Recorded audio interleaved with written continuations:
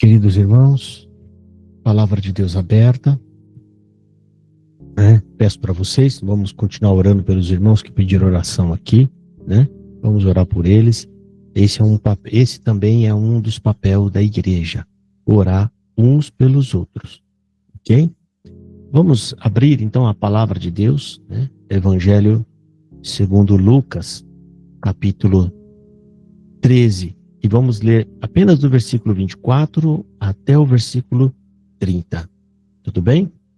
Vamos fazer a leitura com a ajuda de Deus. Aqui diz o seguinte, são palavras do Senhor Jesus.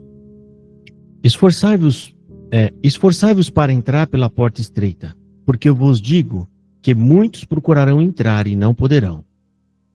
Quando o pai de família se levantar e encerrar a porta e começardes de fora a bater a porta, dizendo, Senhor, Senhor, abra-nos. Respondendo ele, vos disser, não sei de onde vós sois. Então começareis a dizer, temos comido e bebido na sua presença, e tu tens ensinado nas nossas ruas. E ele vos responderá, digo-vos que não vos conheço, nem sei de onde vós sois. Apartai-vos de mim, vós, todos os que praticam a iniquidade. Ali haverá choro e ranger de dentes. Quando virdes Abraão, Isaque e Jacó e todos os profetas do reino de Deus, e vos lançarão, e vós lançados fora. E virão do Oriente e do Ocidente e do Norte e do Sul, e assentar-se-ão à mesa no reino de Deus. Eis que derradeiros há que serão os primeiros, e os primeiros há que serão os derradeiros. Irmãos, isso aqui são ensinos e palavras de nosso Senhor Jesus Cristo. Ele está nos ensinando, gente, o que nós devemos fazer, como que nós devemos ser, como que nós devemos agir. É o professor dizendo para nós o que vai cair na prova. Quer mais do que isso, irmão? Ele está nos ensinando, ou seja, essa é a regra. Siga-o. Como a nossa irmã leu, o tema de hoje, e nós vamos focar muito nisso, é a urgência para viver um discipulado verdadeiro. A palavra-chave aqui, mas nós vamos falar de todas elas, esse primeiro versículo que nós lemos aqui, esforçai-vos para entrar pela porta estreita, porque eu vos digo que muitos procurarão entrar e não poderão. Na sequência, o que nós vemos aqui, aliás, um versículo anterior, vou até falar do versículo anterior, a gente vê uma pergunta. E disse-lhe um, Senhor, são poucos os que se salvam? E ele lhe respondeu, ou seja, a resposta de Jesus, o ouvinte, gente, presta atenção. O rapaz que faz a pergunta está preocupado com a quantidade. Ele faz uma pergunta e a preocupação dele é a respeito da quantidade. O judeu, ele vivia muito à base de números, porque a regra era tão formal que eles perguntavam quantas vezes ele tinha que perdoar uma pessoa. Quantas vezes eu tenho que lavar a mão? Quantas vezes? E aqui não é diferente. São muitos os que vão se salvar. As pessoas geralmente se preocupam com estatística, número, né? Se vão estar dentro ou se vão estar fora do reino. E a resposta de Jesus, já no versículo diante, 24, o que ele faz aqui? Jesus desvia o foco da quantidade para a condição pessoal. Ou seja, ele deixa de lado o foco do quanto e a quantidade e ele aponta para cada um do indivíduo. E a resposta dele é imperativa. Esforçai-vos. E isso sugere o quê? Lutar. Nem que seja a ponto de agonizar, fazer um esforço forte e intenso. Entenda, irmão.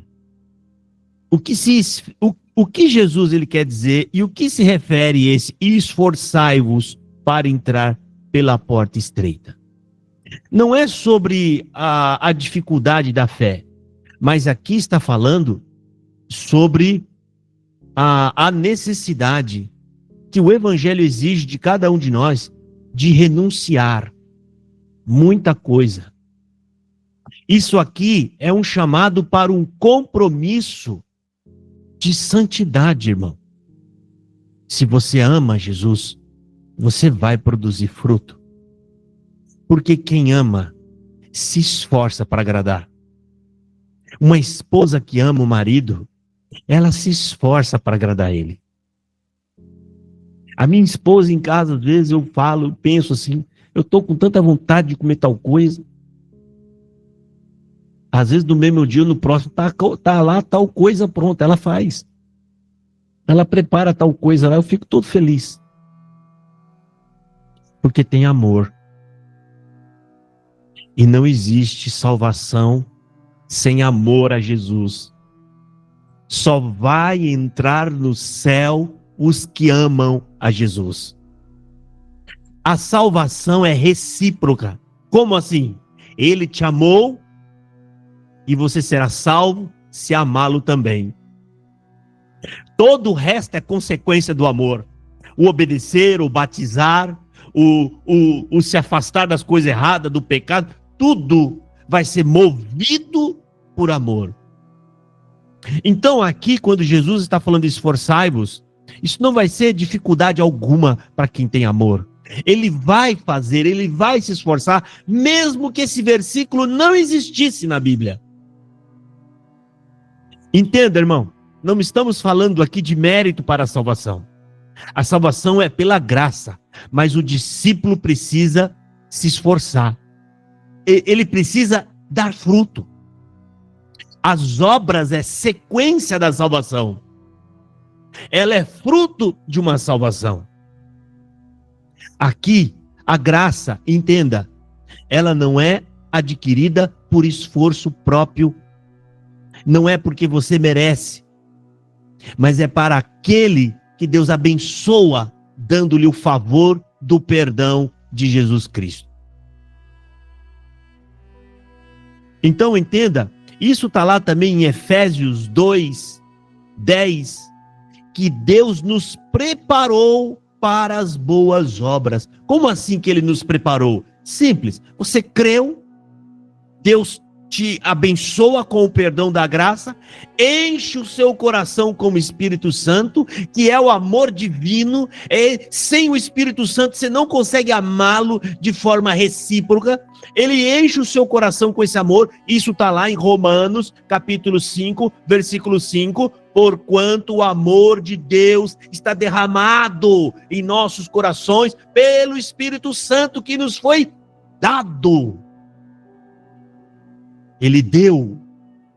E esse Espírito Santo, ele vai te impulsionar a Jesus. Nenhum de nós, todos que estamos aqui, você ama Jesus? Você vai falar, sim, eu amo. Você só consegue dizer isso porque o Espírito Santo está dentro do seu coração. O Espírito Santo está dentro do seu coração. E agora a pergunta que a gente poderia estar fazendo aqui, isso tudo só nesse versículo 24. Com a ajuda de Deus, nós vamos de verso a verso, até o 30º.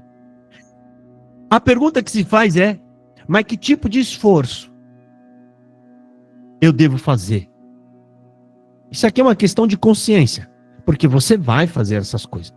Você ama Jesus? Amo. Então você vai se entregar para Ele. Um desses esforços é viver a palavra. E não é fácil viver a palavra em um mundo que nos pressiona para o caminho largo. Não é fácil. Buscar a santidade e a justiça de Deus. Como assim? Afastar-se com toda a sua força de tudo aquilo que não é do agrado de Deus. Isso aqui é um compromisso nosso com Deus. Não, irmão, você não vai ficar um santinho perfeito quando ele vier te buscar. Ele vai te buscar. Esteja você com uma coisa errada ou fazendo uma coisa errada ou não, ele vai te buscar. porque o amor dele é esse. Ele se entregou por você na cruz e vai te salvar. Mas o que a gente tem que fazer é, no máximo da nossa força, aonde você conseguir, você se entregar a Jesus. Para alguns, Deus deu 2 e ele vai pedir conta de 2. Para outros, Deus deu 30, vai pedir conta de 30. Para outros, Deus deu 80, vai pedir conta de 80. O ajuste é individual. A renúncia do egoísmo e do pecado, ou seja, renunciar a tudo. Antes, quando nós éramos guiados pela carne, irmão, éramos apenas um religioso, nós buscava tudo o que dizia a respeito de nós mesmos. Nós queríamos ter a vitória, nós queríamos ser melhores do que os outros, eu queria o lugar do meu chefe, eu queria que os meus vizinhos todos me honrassem, porque se alguém me provocar, eu vou buscar a palavra para Deus mandar para o cemitério. Nós vivíamos debaixo de egoísmo e de pecado. E aqui no versículo 25, quando o pai de família se levantar e encerrar a porta e começar de fora a bater a porta dizendo: Senhor, Senhor, abra-nos. E respondendo ele vos disser: não sei de onde vós sois. O que ele está querendo dizer aqui? Que a porta da casa de Deus, do dono da casa, a entrada celestial, ela será fechada, irmão. Ela será fechada. Ele está dando um alerta. Hoje é o tempo da oportunidade para que você faça parte dos filhos do reino. Como que eu faço? Creia em Jesus, primeiramente, que ele é o seu único caminho, não tem outro. Ele é suficiente Salvador, ou seja, você não pode fazer nada por sua salvação. Você tem que confiar nele e aceitá-lo como seu Senhor e seu Salvador. Aqui, nesta passagem, também está dizendo que muitos vão estar de fora e vão estar clamando, irmãos, vão estar pedindo para entrar, mas não haverá mais espaço para arrependimento. Jesus está dizendo: hoje é o dia do arrependimento. Hoje ele está com vestidos de misericórdia, de braço aberto, esperando você. Creia nele. Mas eu fumo, não importa. Tudo está na mão de Deus. Eu bebo, não importa. É óbvio que todos esses vícios farão mal para o seu corpo. Mas Deus também sabe que quando ele te tirar dessa terra, todos esses vícios ficarão nessa terra. É diferente de ter pessoas que não é a química do corpo que controla ela, é as obras má que controlam. Essa não tem cura. Essa pessoa, depois que morrer e ressuscitar, vai ressuscitar com os mesmos vícios do engano, da mentira, da falsidade. E isso está dentro da alma. Isso está dentro de nós. Mas nós devemos esforçar ao máximo. Deus é santo e Ele quer que sejamos como Ele, irmão. Santo faz parte do nosso esforço. E a resposta do dono da casa, qual é a resposta que o dono da casa dá aqui? Essa parábola, irmãos, está sendo pregada para o judeu, que eram os escolhidos. O judeu. Trazendo isso para os dias de hoje, são para os cristãos. Jesus está alertando o cristão: não basta você estar no meio. Aqui, nós já vamos chegar nos versículos adiante, o próprio povo vai falar: estávamos com você o tempo todo, nós ouvíamos os seus ensinos, e ele vai falar: eu não vos conheço. Porque tem muita gente, irmão, que tem o batismo como um rótulo, o nome de cristão como um rótulo, mas não vive como um cristão de verdade. Não vive.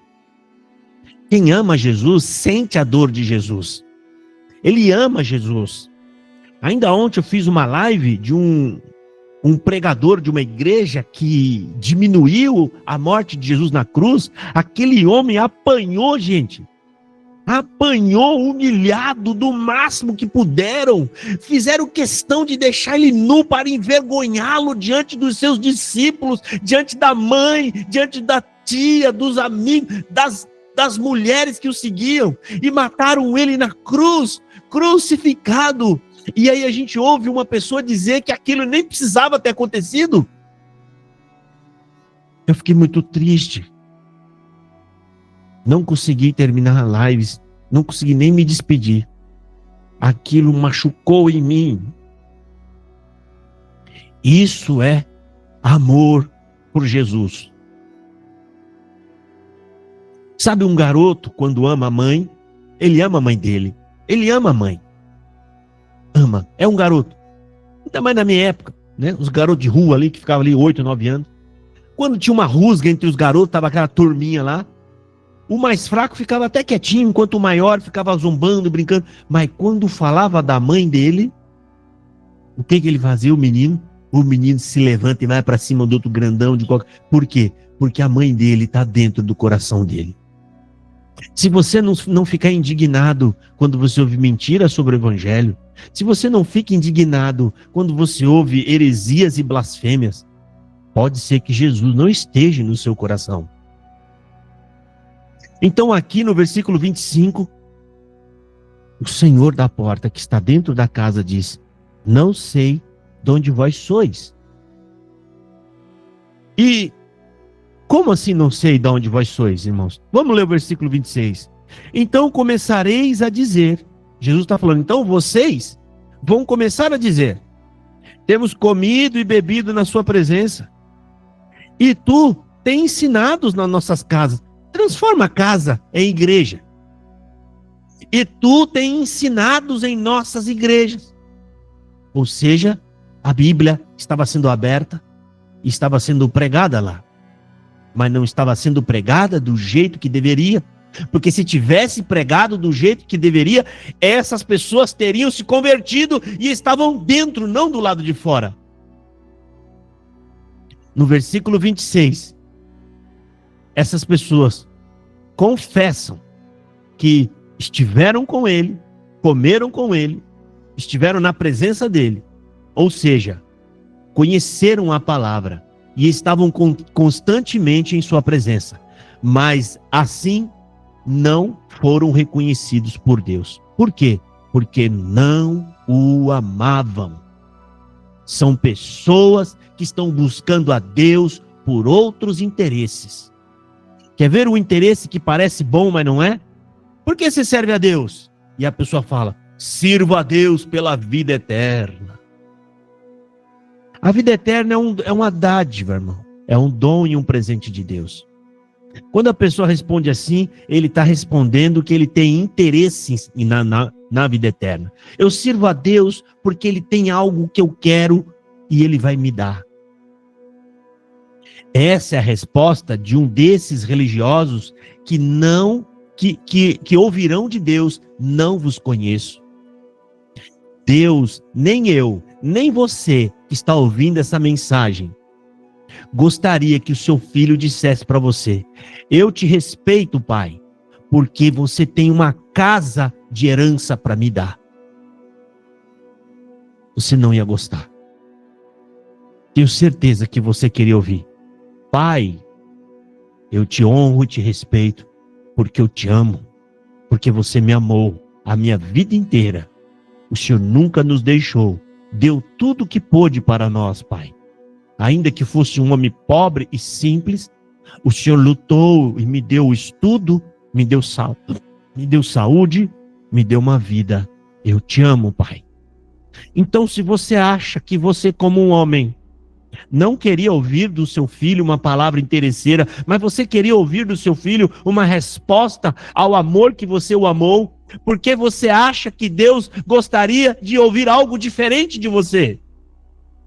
Porque você acha que Deus não ia querer que você falasse: eu te sirvo porque eu te amo? Mas por que você ama Ele? Porque Ele me amou. Ele me salvou. Ele fez a parte mais difícil de todo o evangelho: ir numa cruz, ainda que inocente, morrer como um bandido. E o que ele nos pede? Ele não pediu para você fazer a mesma coisa, irmão, para que você morra na praça da sua cidade.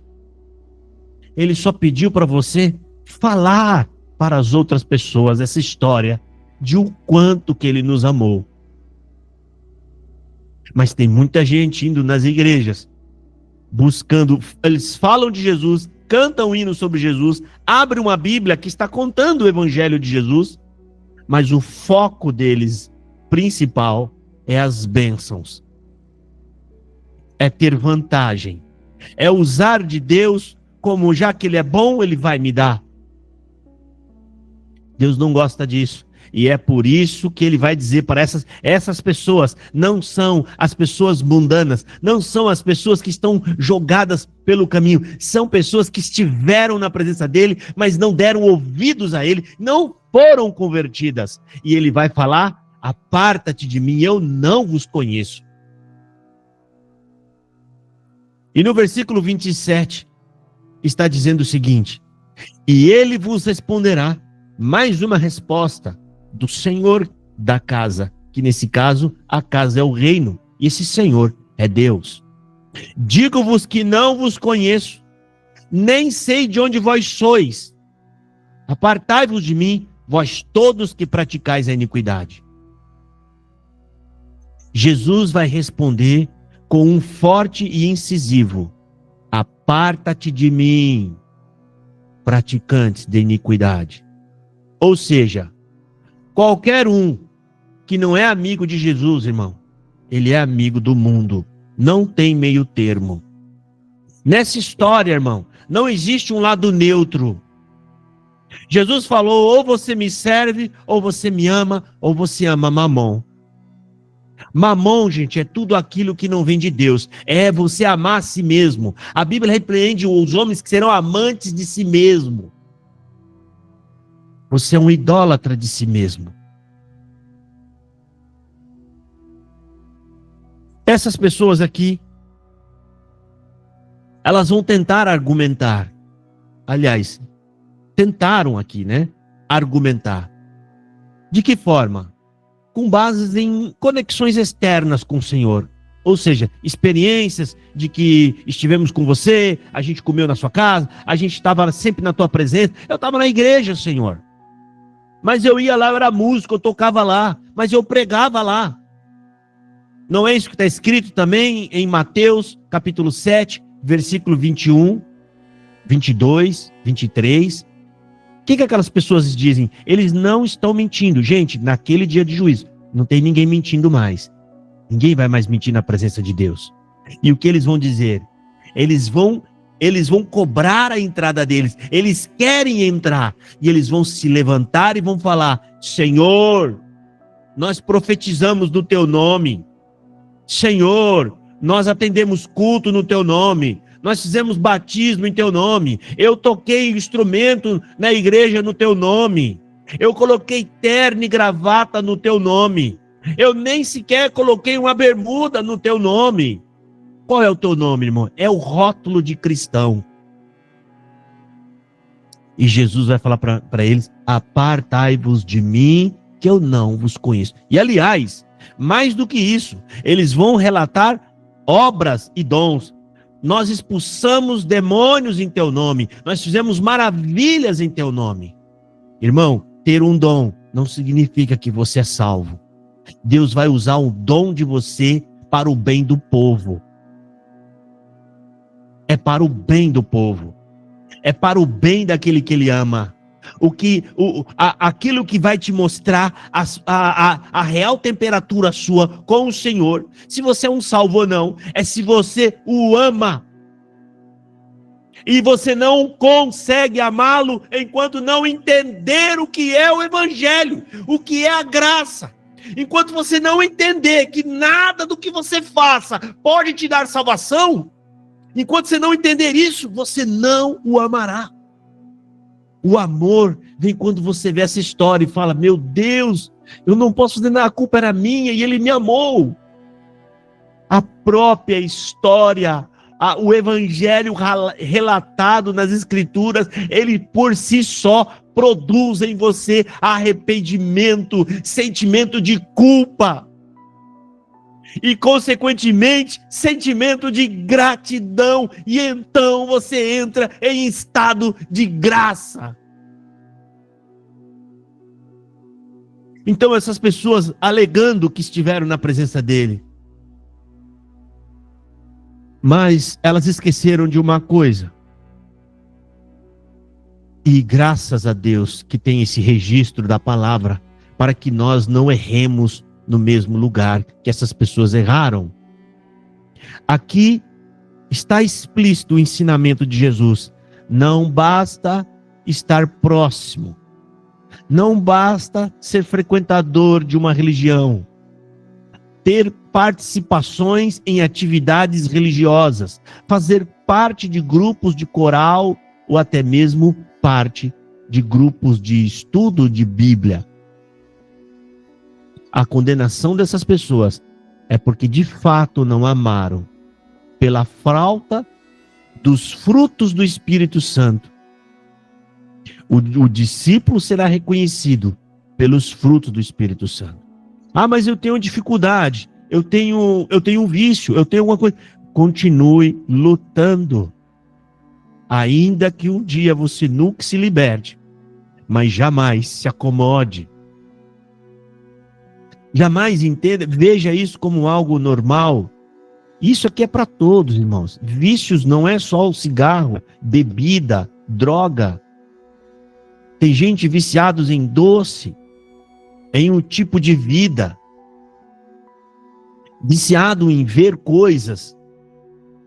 Tudo isso, irmão, se você faz algo que se os outros souberem, possa te envergonhar, isso não glorifica a Deus.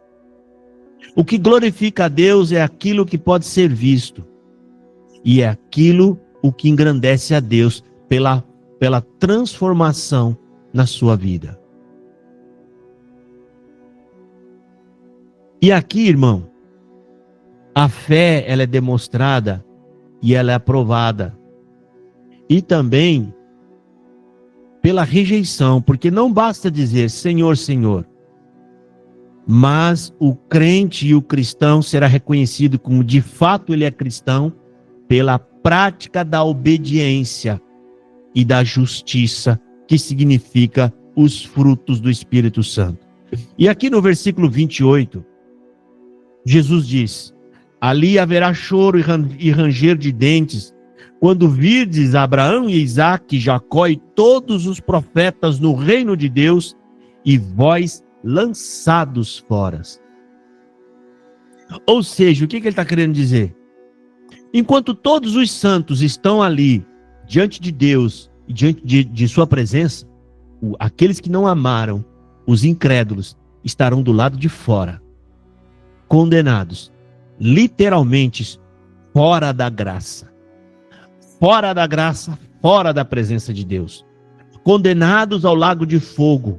E aqui na palavra está falando que lá haverá choro, dor e muito ranger de dente. Sabe o que é você sentir dor de tal forma que você morde os dentes fazendo barulho e ranger de dentes? É aquilo que está reservado para a justiça de Deus que cairá sobre todos aqueles que negaram a morte de seu filho. Irmão, antes de Jesus Cristo, a condenação seria que as pessoas não andaram na santidade, ou seja, não andaram na sua justiça, não fizeram aquilo o que ele pedia. Quando Jesus morre, irmão, tem 2 pontos aqui. Primeiro, ele nos está dando graça. Ele nos está fazendo um favor enorme. Ele está nos abençoando com um favor que não merecíamos. Mas tem o outro lado da moeda. A condenação agora será apenas porque não fizeram caso da morte do Filho de Deus. Ou seja, não creram naquela morte, rejeitaram aquela morte, olharam para ele e não deram valor, seguiram a sua vida, sem se importar com a vida daquele santo e justo que morreu na cruz. A condenação agora é para todos que não creram. Quem crer, for batizado, será salvo. Olha agora a condenação. Quem não crer, não é quem fez errado, não é quem fez coisa errada, não é quem não crer, já está condenado. Não tem outra opção o homem nessa terra. Ou você crê, ou você não crê. Não existe meio termo. Aqui Jesus está falando, irmão, que haverá ranger de dentes. Choro e ranger. Ali haverá choro e ranger de dentes. Isso aqui Jesus está fazendo uma profecia. E eu pergunto para vocês já viram na Bíblia, na Escritura, alguma profecia que Jesus fez que não se cumpriu? Não existe, né, irmãos? Quando ele falou, joga a rede pro lado de lá que vocês vão ver que vão pegar peixe. Profecia, cumpriu na hora. Quando ele falou para Pedro, Pedro, você vai me negar 3 vezes antes que o galo cante. Cumpriu. Tudo o que Jesus falou, cumpriu. E o que Jesus está fazendo agora, irmão? Ele está fazendo uma outra profecia. Ele está falando, cuidado, lá vai ter choro e ranger de dentes. Pode ter certeza, isso vai se cumprir. E que Deus nos livre, e Ele já nos livrou. Porque isso vai cumprir em alguém. Aliás, na vida de muitos. Vão chorar, vão ranger os dentes de dor. E esse é o tamanho da graça de Deus. O tamanho da salvação de Deus. Já falei isso aqui, mas vou falar de novo. Já pararam para pensar no que significa a palavra salvação? A salvação não é salvar-se do diabo. Não é isso, irmão. Ele é outro que está condenado. Salvar significa ser salvo da ira de Deus. É ela que vem. É a ira de Deus que está programada para vir. Ninguém sabe quando, nem sabe a hora, mas ela virá. E aqui no versículo 29, está dizendo, e virão do oriente, e do ocidente, do norte e do sul, e assentar-se-ão à mesa no reino de Deus. Ou seja, pessoas de todas as nações serão salvas. De cada lugar tem os salvos de Deus. Lá na tribo do Kalahari, lá no meio da África, um lugar de calor, de alguma forma, Deus vai salvar dali também.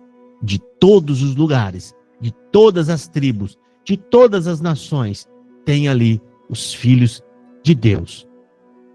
E ele está dizendo aqui que essas pessoas vão sentar no seu reino. Irmãos, o reino de Deus é algo majestoso e maravilhoso. E vocês e eu, nós, somos simplesmente os convidados principais.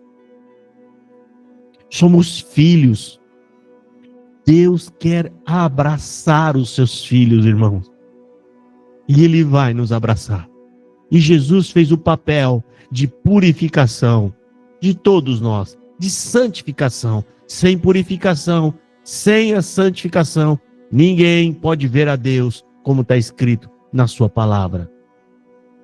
Portanto, irmão, independente da sua origem, e nem de um privilégio religioso, não é, porque eu sou de origem boa, porque eu pertenço a uma igreja boa.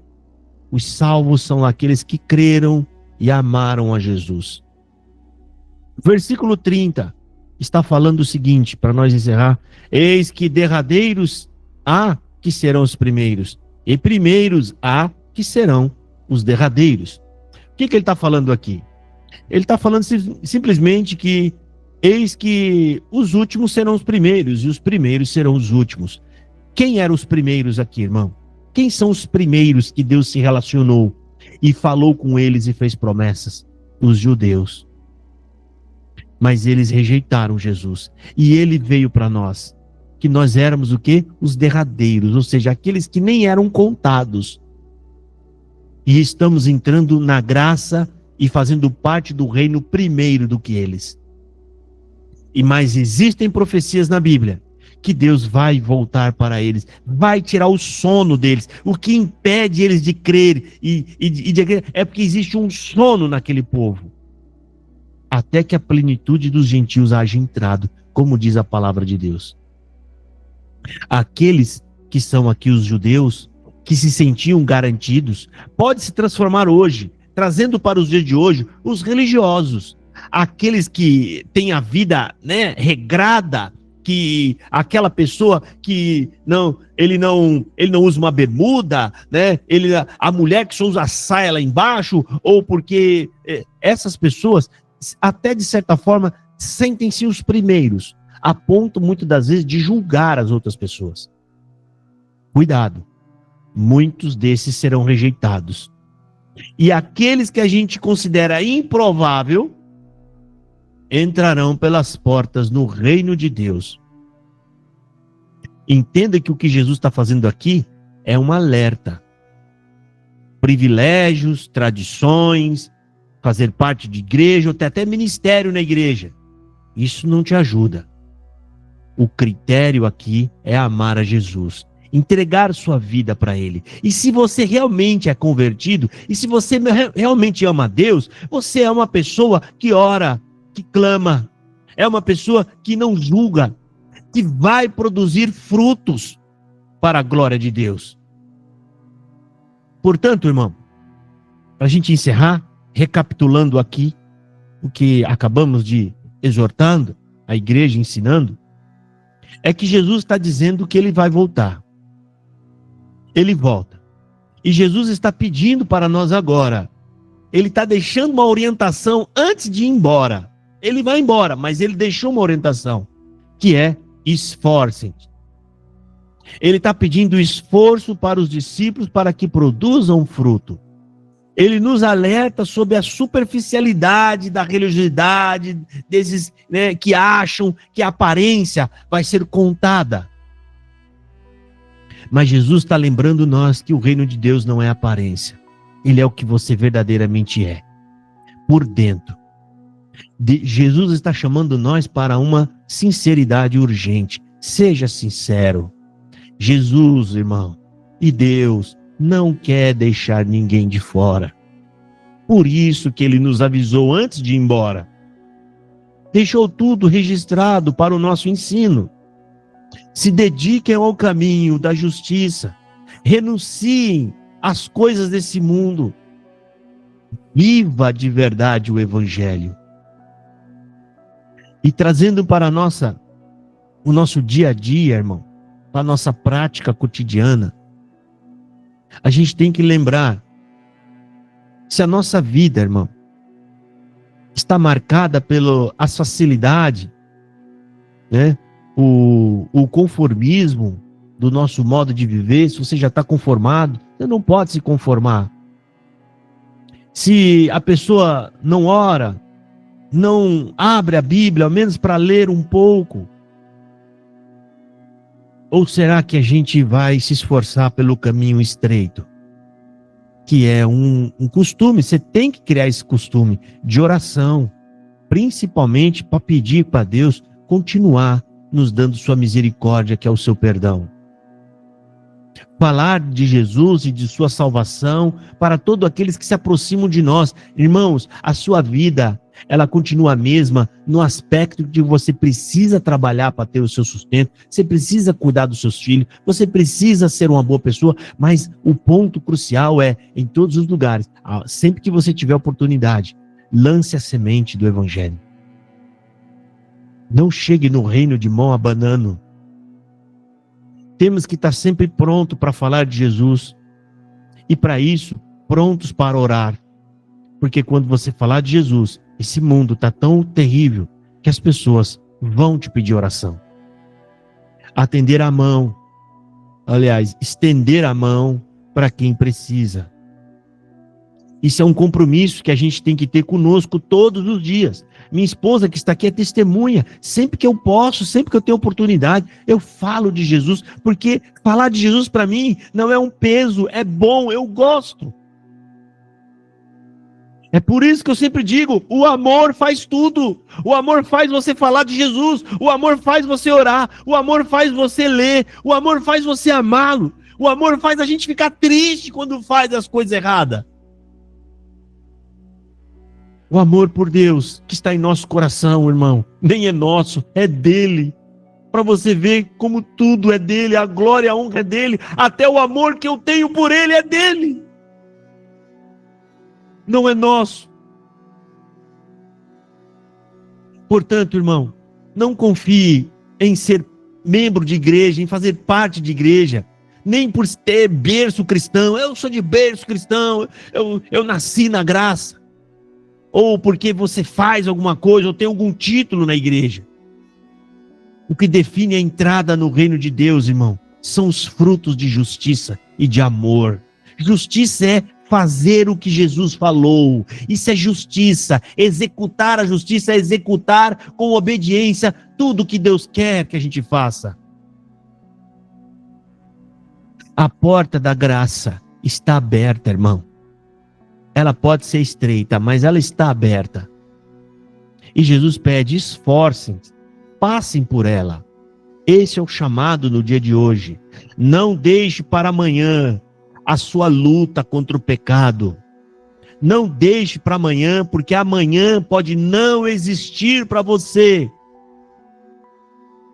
Amanhã pode não existir para nenhum de nós. Ame-o hoje, enquanto ele fala com você. Deus está falando com cada um de nós pela sua palavra, nos exortando, nos ensinando, e o Espírito Santo está agora pronto para agir, pronto para atuar. Mas ele só entra se você pedir, ele só entra se você chamar, ele só entra se você convidar, irmão. Que o nosso esforço diário seja para ser um discípulo de Jesus. Diga ao Senhor, Senhor, eu quero ser um discípulo melhor, Senhor. Senhor, levanta agora, irmão, as suas mãos e fala, Senhor, eu sou cheio de problema, eu sou cheio de dificuldade, Senhor, mas me ajuda, faz com que essa mensagem entre no meu coração, Senhor, e me ajude a me transformar por completo. Deus é compaixão, Deus é amor. Se você pedir, ele vai entrar, irmão. Deus está esperando de você e de mim o arrependimento. O arrependimento é você precisa se confessar. Se confesse, fale, conte para ele todos os seus pecados, tudo que você faz de errado, todos os sentimentos que você faz ou sente que não agradam a Deus. É com ele que você tem que falar, porque ele nunca vai te julgar. Deus quer te salvar, irmão. As mãos dele estão estendidas para você agora, por essa mensagem. Estenda a sua mão e fala, Senhor, entra na minha vida. Senhor, governe a minha vida, me ajuda, Senhor. Deus é bom, irmão. Mas Deus respeita a sua vontade. Ele entra se você chamar e se você convidar. Feche os olhos, irmãos, e vamos orar ao nosso Deus.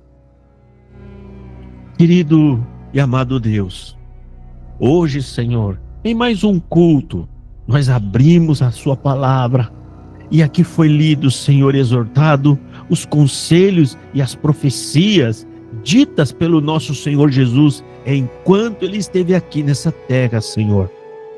Veio atendendo sua vontade, Senhor. Ele veio por amor.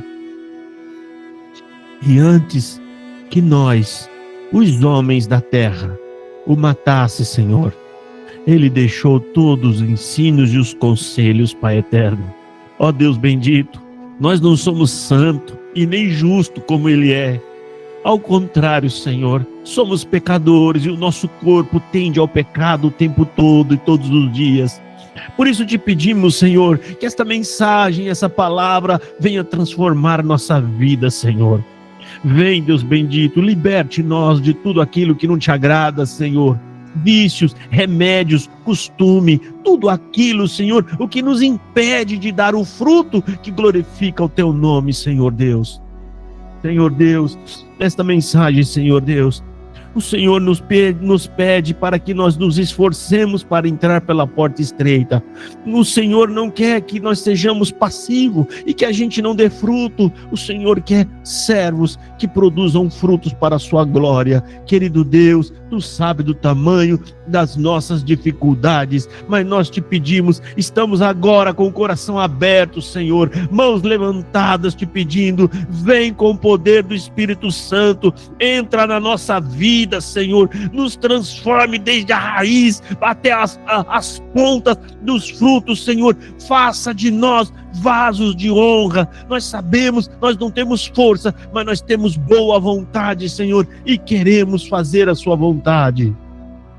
Querido Deus, nós nos entregamos completamente em tuas mãos e pedimos, Senhor, transforme nossa vida por completo. Permita que esta palavra venha e opere na vida de cada um de nós e possa produzir frutos para a honra e glória do teu santo e bendito nome, Senhor Deus. Nós te amamos, Pai, e nós vamos nos despedir deste culto que foi celebrado ao teu nome, Senhor, celebrado em memória do seu amor, enquanto o Senhor nos amou. Graças te damos por tudo, em nome de Jesus.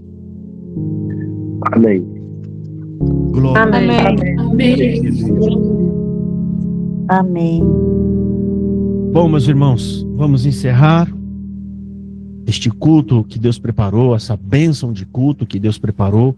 Os irmãos que cantaram com prazer, com alegria, as irmãs que glorificaram a Deus por transformações na vida de vocês. Isso tudo é para dar graças a Deus, porque é Deus no nosso meio, operando e trabalhando. É um povo pequenininho, é um povo simples e humilde.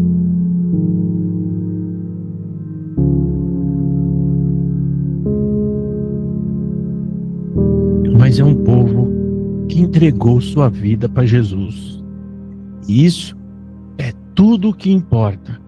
E o Senhor não vai deixar nenhum de vocês para trás. Creio. Que a paz de Deus, a sua graça que encheu a nossa vida, junto com o Espírito Santo que está dentro de nós, nos protegendo e nos ajudando, também junto com os conselhos maravilhosos de sua palavra, que continue nos levando à vida eterna. Amém. Amém. Amém.